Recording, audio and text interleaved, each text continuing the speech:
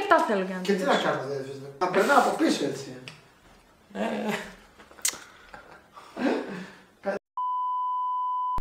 Γεια σας! Σήμερα όπως βλέπετε είμαι σε ένα διαφορετικό background. Γιατί? Πρώτον, δεν μου άρεσε ο φωτισμός από το δωμάτιό μου καθόλου σήμερα, δεν ξέρω τι πάει λάθος. Και δεύτερον, στολίσαμε εδώ στο σαλόνι και μ' άρεσε πάρα πολύ έτσι σήμερα όπως έκατσε η όλη φάση. Και είπα να το γυρίσω εδώ το βίντεο. Όπως θα έχετε δει λοιπόν και από τον τίτλο, στο σημερινό βίντεο θα σας μιλήσω για τα βασικά βήματα που πρέπει να ακολουθήσει κανείς, κατά τη γνώμη μου φυσικά, για να πραγματοποιήσει ένα ταξίδι. Ή μάλλον για να οργανώσει ένα ταξίδι. Ελπίζω να σας βοηθήσει αυτό το βίντεο. Πάμε να ξεκινήσουμε.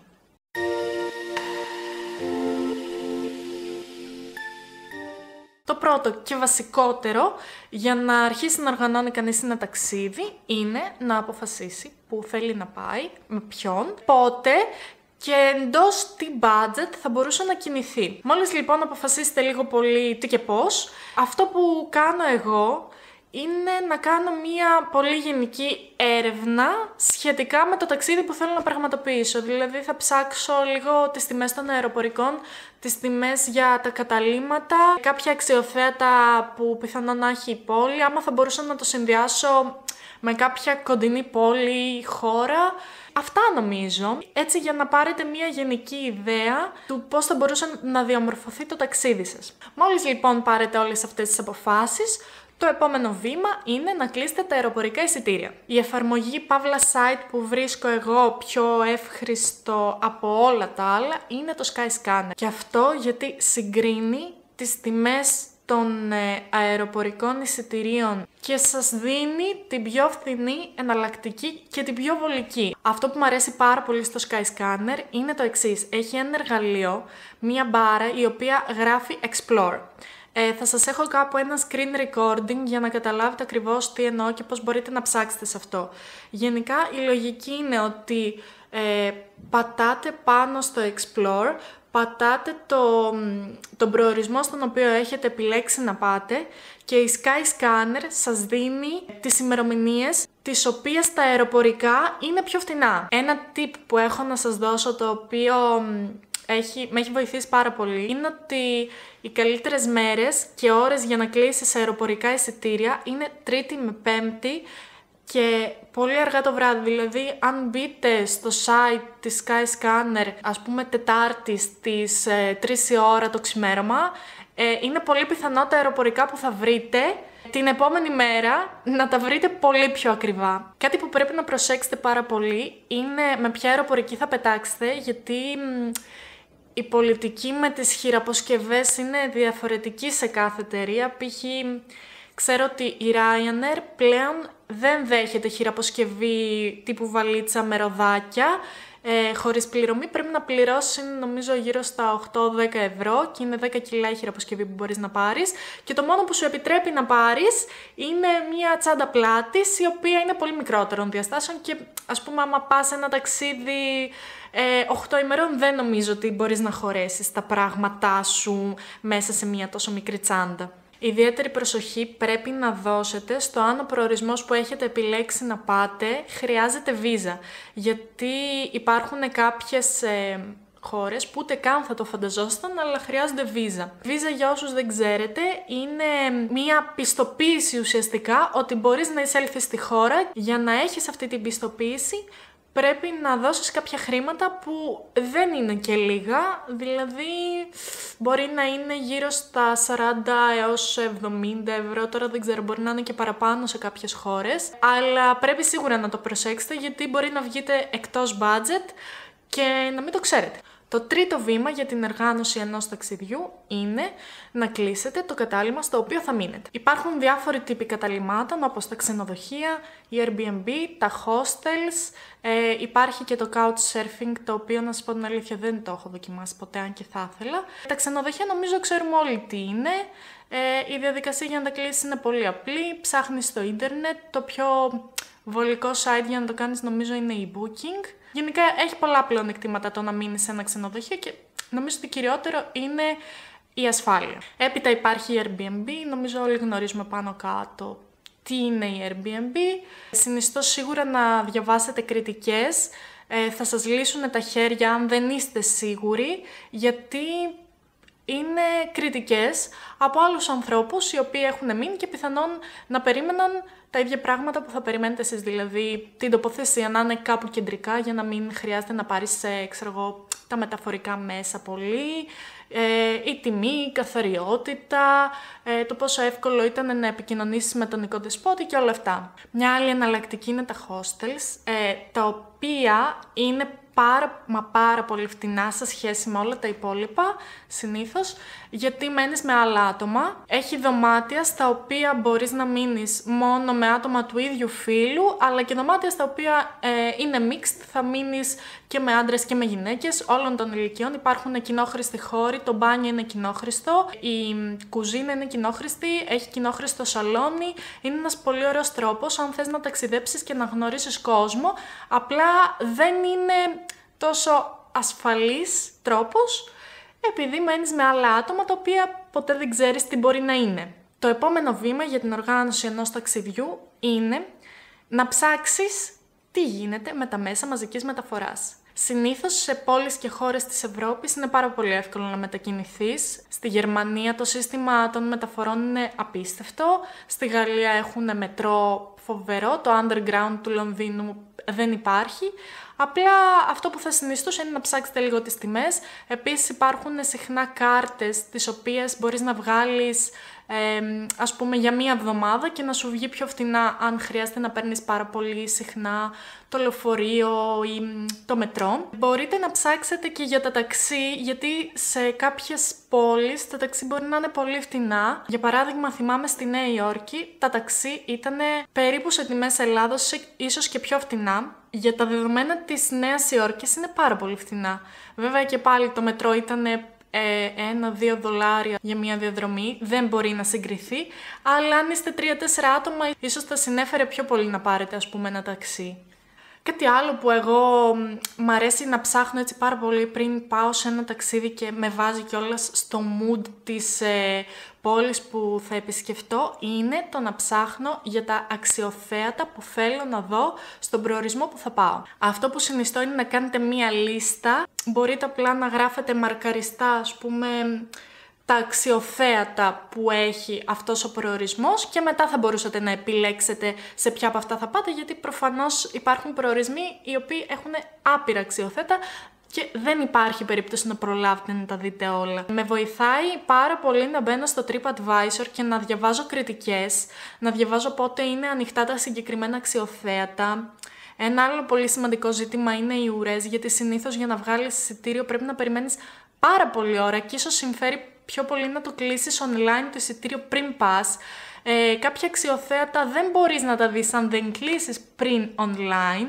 Όπως θυμάμαι ήταν το κτίριο του Reichstag στο Βερολίνο, το οποίο είναι δωρεάν, αλλά για να ανέβεις στο, στο θόλο, πρέπει να κλείσεις εισιτήρια online, μη σας πω και ένα μήνα πριν, αλλιώς δεν μπορούν να σε βάλουν μέσα.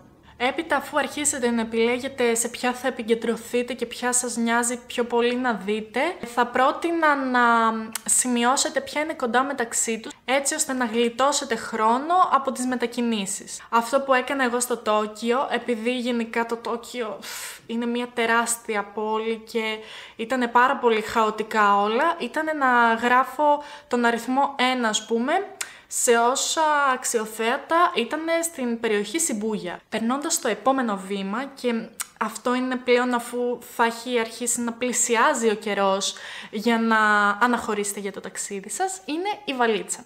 Αρχικά, όπως προείπα και στο βήμα με τα αεροπορικά εισιτήρια, πρέπει να ξέρετε τις διαστάσεις της αεροπορικής εταιρείας που σας επιτρέπει για να πάρετε μαζί. Δεν ξέρω αν καταλάβατε τι εννοούσα, αλλά ελπίζω να καταλάβατε. Κάτι πολύ βασικό για να αρχίσετε να πακετάρετε είναι να δείτε τι καιρό κάνει στο μέρος στο οποίο θα πάτε. Αυτό που κάνω πριν από κάθε ταξίδι και με βοηθάει πάρα πολύ είναι να κάνω ένα πλάνο στο οποίο τσεκάρω ποια πράγματα έχω πάρει και ποια πράγματα πρέπει να πάρω. Θα σας έχω μία τέτοια λίστα κάπου μάλλον στην περιγραφή, έτσι ώστε να μπορείτε να την εκτυπώσετε άμα θέλετε ή να πάρετε κάποιες ιδέες για το ποια πράγματα πρέπει να πάρετε μαζί σε ένα ταξίδι.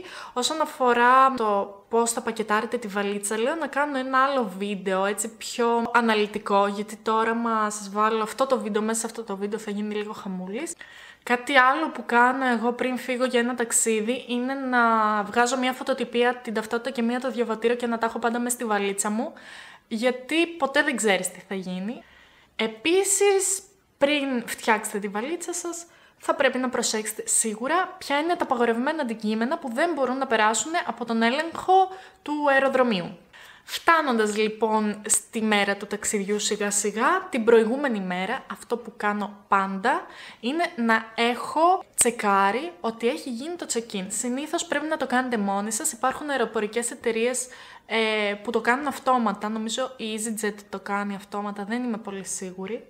Αλλά σίγουρα πρέπει να κάνετε check-in, διότι άμα φτάσετε στο αεροδρόμιο και δεν έχετε κάνει check-in, εταιρείες όπως η Ryanair θα σας χρεώσουν ακραία πολλά λεφτά, 40-50 ευρώ, επειδή δεν έχετε κάνει check-in απλά και μόνο για να σας εκτυπώσουν το εισιτήριο. Επίσης, κάτι άλλο που θα πρέπει να προσέξετε είναι να έχετε κάρτα στο κινητό σας. Συνήθως στην Ευρωπαϊκή Ένωση είναι δωρεάν η περιαγωγή δεδομένων, βέβαια δεν μετράει σε όλα τα φοιτητικά πακέτα, βασικά νομίζω σε κανένα φοιτητικό πακέτο, οπότε πρέπει να προσέξετε αν τα λεπτά και τα megabyte που έχετε ισχύουν και για τις χώρες του εξωτερικού.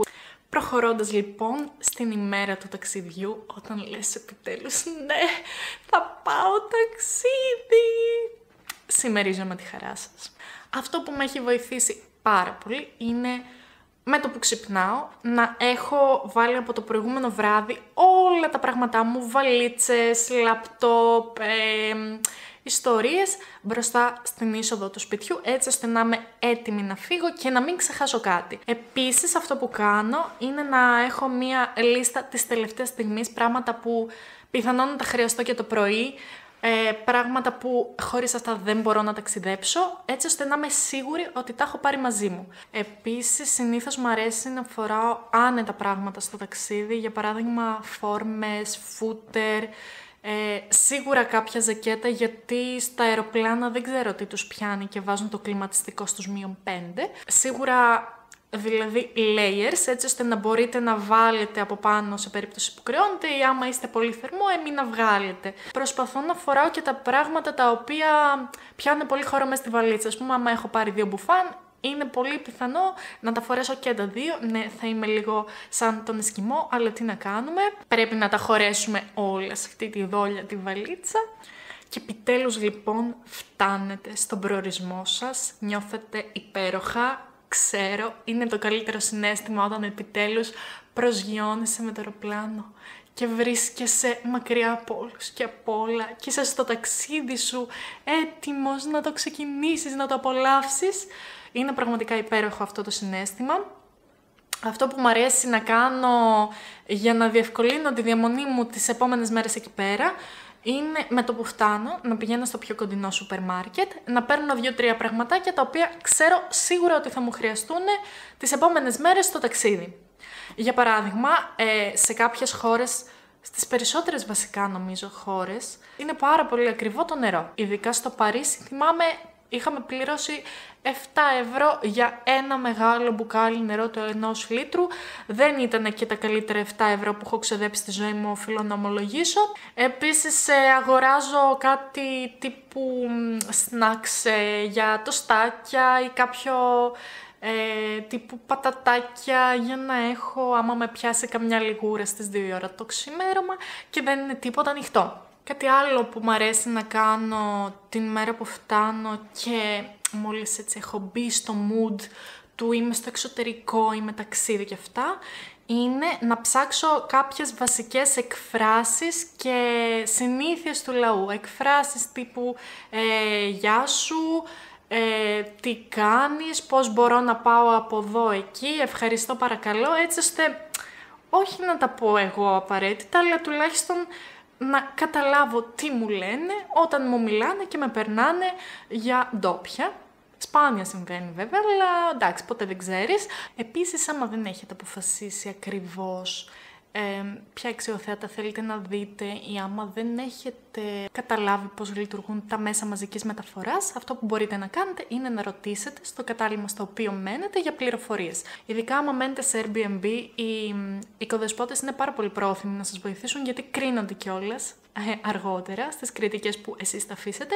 Οπότε μην διστάσετε να ρωτήσετε. Πιστεύω ότι είναι ο καλύτερος τρόπος να πάρεις πληροφορίες για το οτιδήποτε. Και νομίζω ότι κάπου εδώ είστε έτοιμοι να ξεκινήσετε ένα πάρα πολύ ωραίο και οργανωμένο ταξίδι. Ελπίζω να σας βοήθησε αυτό το βίντεο να ταξιδέψετε σύντομα και να βάλετε σε χρήση όλα τα tips που σας έδωσα. Εμείς θα τα πούμε στο επόμενο βίντεο. Μέχρι τότε να περνάτε καλά και φιλάκια.